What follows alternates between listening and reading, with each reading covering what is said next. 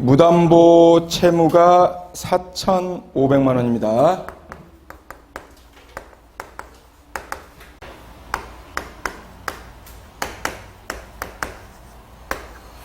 그래서 원금이 4천만 원,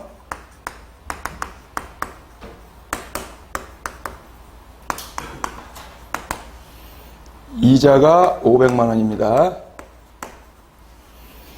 그래서 이 채무자의 월 순소득액이 203만 원입니다.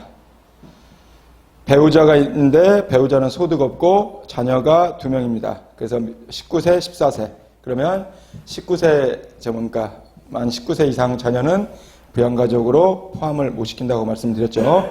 그러면 이 채무자 같은 경우는 배우자가 소득이 없기 때문에 14세 미성년자 자녀만 채무자의 부양가족으로 산정을 해서 이 채무자는 그 생계비로 채무자 플러스 미성년 자녀 1명에서 2인 가구 생계비를 인정받을 수가 있는 겁니다.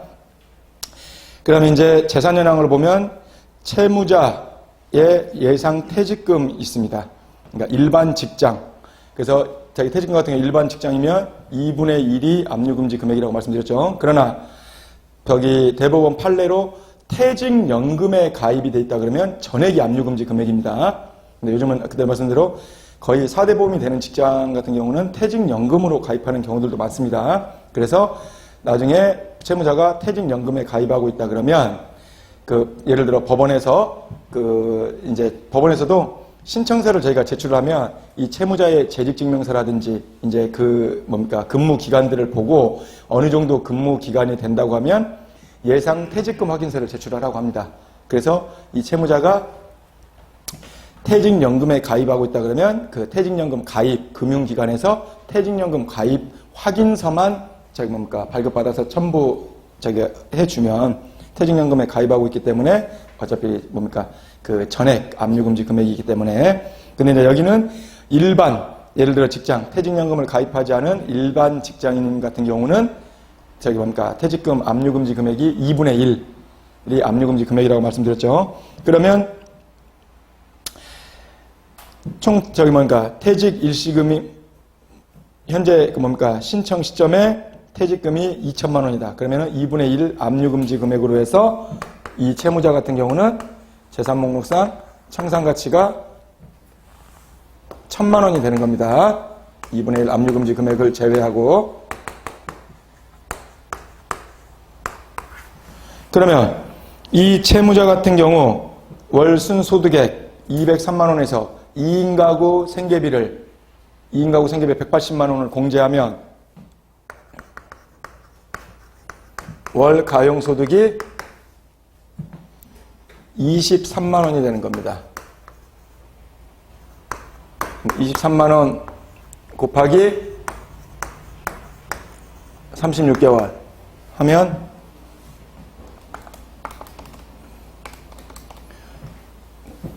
총 변제 예정액은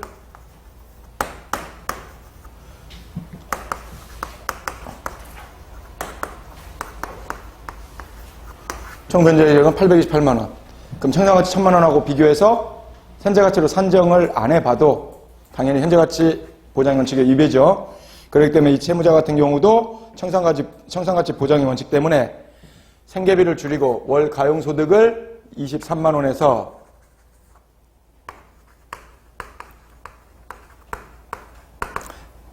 30만 원으로 월 가용소득을 36개월. 그러면